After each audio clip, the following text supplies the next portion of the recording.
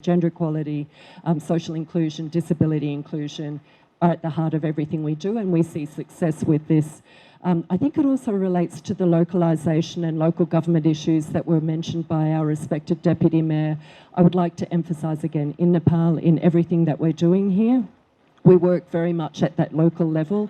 We're very pleased at the moment to be working with ISIMOD over a 5-year program that focuses on localisation, that focuses on working with local people, local communities, on nature-based solution, on working with local governments to access climate finance, and making sure that things are happening at the grassroots, because I think at the point that we're all making is that it's at the grassroots, it's with youth, it's with proper representation by all members of our communities, that there is a voice for change, and that politicians and the political level are taking forward then the necessary activity at that global policy level. Thank you. In the year 2000, in the Hindu Kush Himalayas, the glacier lakes were almost at the 100%.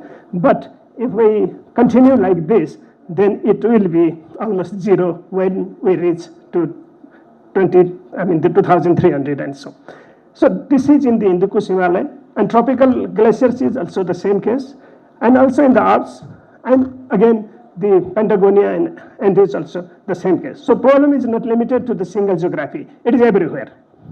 And complete and irreversible loss of Earth's mountain glacier is imminent. So we have to save this, and we need the urgent actions and collaborative actions by everyone, present here and present everywhere in the world.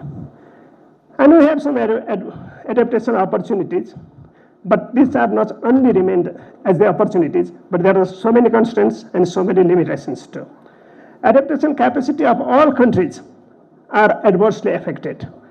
So as Nepal also, and so as Bhutan, and so as Bangladesh. Every country we have the same properties.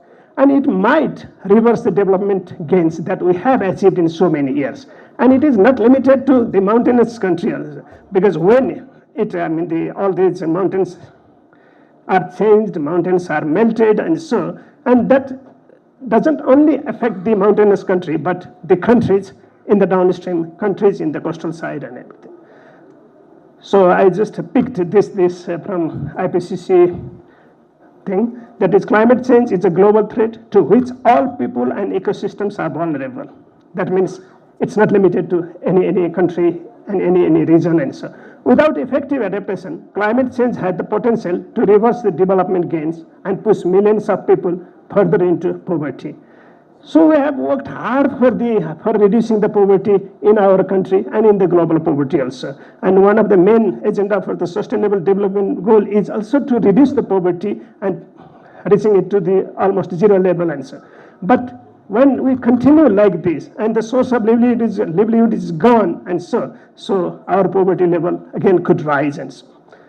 And biophysical, institutional, financial, social, and cultural barriers can lead to soft and hard adaptation limits, and that is particularly combined. Sometimes they are combined, sometimes they are different, but again, they are threatened. They are the threats. Just let me cite some IPCC reports. IPCC special reports, including the sixth assessment report, it highlights the climate change impacts, particularly on the mountainous country. And ISIMOD HiMAP reports is also available, and it says there, so this is very serious, and thus mountains are very much in peril. That means they are in serious danger. So this is not I am speaking, this is spoken by the different reports published by international organizations and so. What happens to the global, these glaciers melt, if the glaciers are keeping melting and so. The first one, rapid ice sheet melt could lead to catastrophic sea level rise. That was already said by some previous speakers too. And Nepal's glacier melts have the impact of Bangladesh also, because the mountains are source for some of the water rivers in Bangladesh, and when it flows highly, and the flood level rises, and then the sea level over there rises, and then the Bangladesh will also be affected. So this is an example only, but this is not only the case of Nepal and Bangladesh. So there are so many, because Bangladesh Honorable Minister is there, so I'm just citing this slide over here. This is the impact of glacier melts. That was in 2022, the left one. This is in Uttarakhand, India. And 81 people died by this glacier lake burst. And 81 roads, including national highway, also blocked. So that means that completely blocked the livelihood.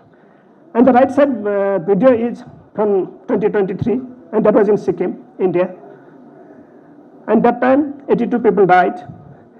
7,644 people desperately, they were displaced by the floods.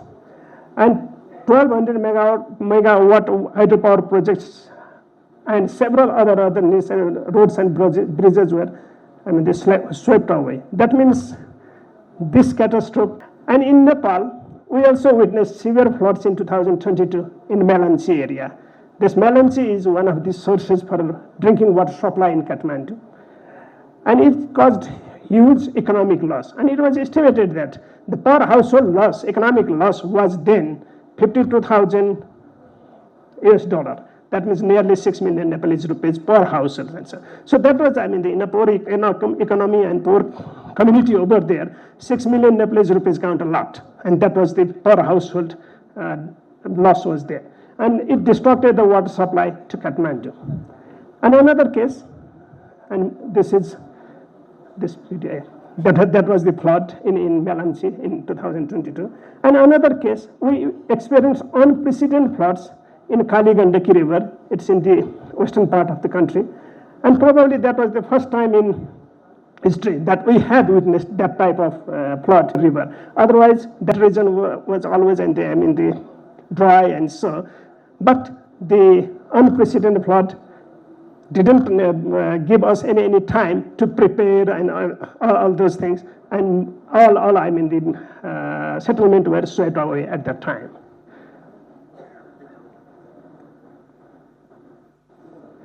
And this glacier melt impacts in the downstream. If you see the left side video and falling down of one building over there, this is in the western part of the country, in Dachula.